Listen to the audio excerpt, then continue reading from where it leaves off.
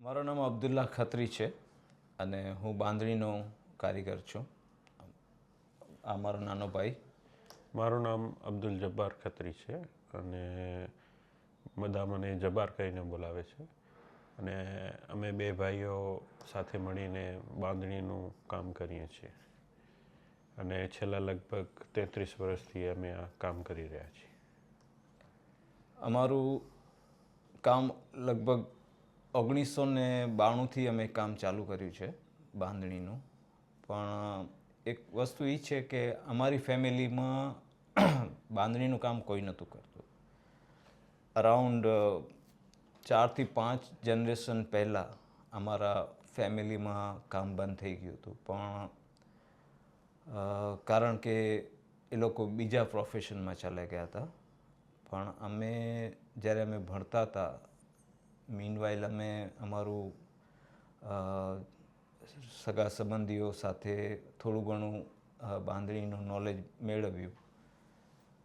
બાંધણીનું knowledge મેળવવા પાછળનું કારણ હતું અમારું પોકેટ મનીનું. અને અમે જસ્ટ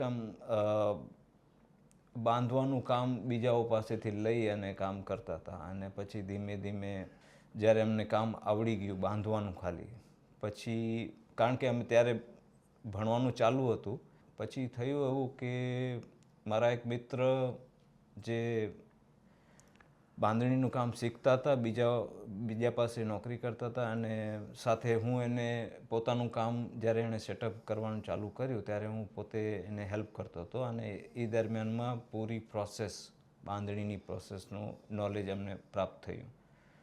મીનવાઇલ મારા બ્રધર પણ મિત્રો સાથે અને ફેમિલીવાળા સાથે પાસેથી નોલેજ મેળવતો રહ્યો. અને જ્યારે એવું લાગ્યું કે હવે આપણે આપણું પોતાનું પણ કામ ચાલુ કરી શકીએ છીએ, તો અમે એક બહુ નાનકડા સ્કેલથી અમે કામ ચાલુ કર્યું હતું. કે મતલબ જે અરાઉન્ડ 40-50 મીટર્સનું સ્કેલ હતું, ત્યારે અમે એટલું લઈ અને ચાલુ કર્યું હતું. અને ધીમે ધીમે થોડુંક વધતું ગયું. પણ સ્ટીલ અમારું જે ફોકસ હતું ત્યારે એ પ્રોફેશનલી કામ નહોતા કરતા. પણ ત્યારે પણ અમે કારણ કે અમારું એજ્યુકેશન ચાલુ હતું, એટલે અમે પોકેટ મની માટે ખાસ કરીને કામ કરતા હતા. અને ધીરે ધીરે પછી એનામાં થોડીક નોલેજ વધતું ગયું અને અમે થોડું ઘણું આગળ વધ્યા. ભણ્યાનું કારણ હતું મારા પપ્પા. કારણ કે મારા પપ્પા કે તમને લાઈફમાં જે પણ કરવું હોય કરો, કાંઈ વાંધો નહીં, પણ તમને તમારું એજ્યુકેશન પૂરું કરવું પડશે. તો મેં ગ્રેજ્યુએશન કર્યું કોમર્સમાં અને ભાઈએ BEd કર્યું આર્ટ્સમાં. અને જ્યારે હું નાનો હતો ત્યારે એટલે અમારી કમ્યુનિટી છે ને, ખત્રી કમ્યુનિટી મેઇનલી મેજર 4 અલગ અલગ ક્રાફ્ટ કામ કરે છે.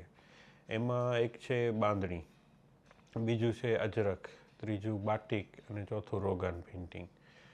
પણ જેટલા પણ બધા ક્રાફ્ટ્સમેન છે જે અલગ અલગ, પણ એમની જે લેડીઝ હોય એ બધું બાંધણીનું કામ કરે. તો એમાં ઇવન આ અમારી ફેમિલીમાં બંધ થઈ ગયું હતું 5 જનરેશન પહેલાં, પણ મારી મમ્મી એ બાંધતા હતા બીજા માટે. અને એ પછી નોલેજ એણે મારી સિસ્ટરને આપ્યું, તો મારી સિસ્ટર પણ બાંધતી હતી બીજા માટે. તો અમે બચપનથી જોતા હતા કે બાંધણી કેવી રીતે બંધાય. એટલે એ અમારા માટે કાંઈ નવું નહોતું. બસ અમને ખાલી જે શીખવાનું હતું એ કેવી રીતે મતલબ હેન્ડ્સ ઓન કરીને અમે શીખ્યા કે આવી રીતે બાંધણી બંધાય. અને પછી જે રીતે ભાઈએ કીધું કે અમે ડાઈંગ શીખ્યા, ડાઈંગનું નોલેજ લીધું, અને ત્યાર પછી અમે પોતાનું કામ શરૂ કર્યું.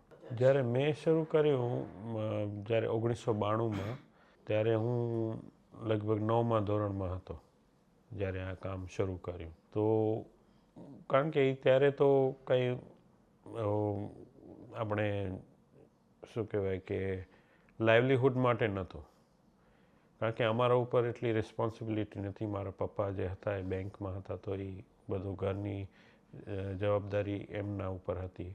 તો અમને બસ ત્યારે તો એક્સપ્લોર કરવાનો હતો.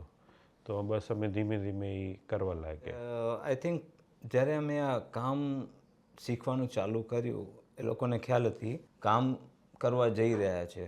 પણ જ્યારે અમે અમારું પોતાનું કામ ચાલુ કર્યું ઘરે, ત્યારે અમારું ઘર એટલું મોટું નહોતું કે આપણે મતલબ કોઈ ફેસિલિટી નથી ઘરની અંદર કે આપણે કંઈ કામ કરી શકીએ. મને બરાબર યાદ છે ત્યારે અમે સંયુક્ત એક પ્રોપર્ટીમાં રહેતા હતા, જેમાં મારા કાકા અને અમારું ઘર બંનેનું સાથે હતું. એક મોટું આંગણું હતું અને એ આંગણામાં અમે કામ કરતા હતા અને કોઈ ફેસિલિટી વગર, એટલે મતલબ જે પ્રમાણે વાત કરી કે કોઈ પ્રોફેશનલી અમે કામ નહોતા કરતા. અને એ દરમિયાનમાં અમે ઘણું બધું વિચાર્યું કે આ પ્રમાણે આપણે કરી શકીએ, પણ ત્યારે અમારી એવું પોઝિશન પણ નથી કે આપણે આ બધું ઇમ્પ્લિમેન્ટ ડાયરેક્ટલી કરી શકીએ, કારણ કે એટલા સિરિયસ નહોતા. તો જ્યારે સ્ટાર્ટિંગ થયું ત્યારે અમારી ફેમિલી તરફથી અમને એટલો સપોર્ટ મળ્યો કે જેની વાત મૂકી દો, કારણ કે એ લોકો પોતે રાજી હતા કે અમે આ કામ કરી રહ્યા છીએ અને શીખી રહ્યા છીએ અને મતલબ પગભર થઈ રહ્યા છીએ. તો એ લોકો તરફથી અમને ક્યારે પણ કાંઈ પણ એવું નથી થયું કે આપણે એના ઉપર એ લોકોએ કાંઈ કીધું હોય કે આમ ન કરો ને આમ ન કરો. પણ એકદમ સપોર્ટિવ રહ્યા અમારી ફેમિલીવાળા, મારા પેરેન્ટ્સ બધે. અને આઈ થિંક જબ્બાર ત્યારે 9મામાં નહીં પણ કદાચ 7મામાં કે ક્યારે હતો. એટલા નાના હતા કે અમે પોતે એકબીજામાં પણ ઝઘડતા હતા. ત્યારે એ એટમોસ્ફિયર હતો અને કામ ઉપર જ એમ કે કામ નથી કરતો કારણ કે આ બહુ નાનો હતો અને આપણે કહીએ કે આ કામ કર, તો એ ટાઈપનો પણ માહોલ બનતો હતો. પણ એ આજ યાદ કરીને પણ અમે ખુશ થઈ રહ્યા છીએ કે એ ટાઈપનો હતો. તો કદાચ મારું SSCનું ટાઈમ હતું. મારી ઉંમર ઓલમોસ્ટ 17 થી 18 વર્ષની હશે ત્યારે અમે કામ ચાલુ કર્યું હતું. મેં તમને વાત કરીને કે અમે જે સ્ટાર્ટિંગ કર્યું હતું એ લગભગ એક ટાંકો આવે, એ જે ગાંઠડી હોય થાન, તો એ ટાંકા લગભગ 40 થી 50 મીટરનું આવતું હતું. અને એ એક ટાંકો અમે મારા ફ્રેન્ડ પાસેથી જ લઈ અને એ કામ ચાલુ કર્યું હતું. અને બહુ બેઝિક મલમલનો ટાંકો હતો અને એ સાડી બનાવવા માટે અમે કામ ચાલુ કર્યું હતું. અને પહેલી અમે સાડીઓ કરી હતી જે કોટનની સાડી હતી, ત્યારે 100-125 રૂપિયામાં વેચાતી હતી એ સમયે.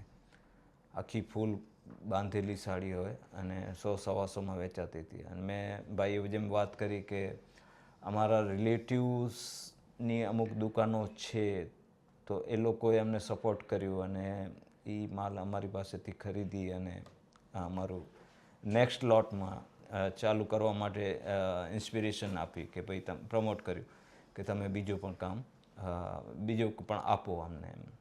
તો ઓર્ડરમાં ફર્સ્ટ આઈ થિંક એ જ હતો કે જે અમે કોટન મલમલ ઉપર અમે કામ ચાલુ કર્યું હતું અમે. એ ટાઈમે પૈસા તો કારણ કે પોકેટ મની માટે જ હતા, તો એ બસ જે રેગ્યુલર આપણા જે ખર્ચા હોય, નાનો છોકરો હોય તો શું લે, ચોકલેટ કે પેપર લે, તો એ ટાઈપનો જ બસ અમે એનો સ્પેન્ડ કરતા. અને ક્યારેક થોડુંક સેવિંગ થતું તો કંઈક મોટી વસ્તુ હોય, જ્યાં કે કપડાં હોય કે એ વસ્તુ, તો એ ટાઈપનું અમે એનો ઉપયોગ કરતા. પણ ક્યારેક પછી ઘરમાં પણ કામ આવી જતા પૈસા જેવું ભેગા થાય તો એવી રીતે ચલાવતા હતા. મારા મમ્મી હંમેશા હમણાં છેલ્લા લગભગ 15 વર્ષથી કહે છે, કારણ કે અમારું પહેલે કામ હતું ને વર્કશોપ, અમારું ઘરમાં જ હતું. તો જે વસ્તુ અમે બનાવતા ને તો એ અમે ઘરમાં જ હતી બધી વસ્તુ. તો એ બધા જોતા કે અમે શું કામ કરી રહ્યા છીએ. તો હવે કારણ કે વર્કશોપ થઈ ગયો અમારું અલગ, તો હવે વર્કશોપમાં અમે શું બનાવીએ છીએ ને એ ક્યારે જોઈ નથી શકતા.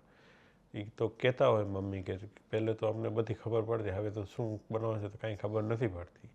પણ અમે મતલબ જ્યારે પણ ઘરમાં પ્રસંગ હોય ત્યારે શું બનાવીએ છીએ ને પછી અમે ઘરે લઈ જઈએ પહેરવા માટે, ત્યારે અમને ખબર પડે કે આ વસ્તુ આપણે બનાવીએ છીએ.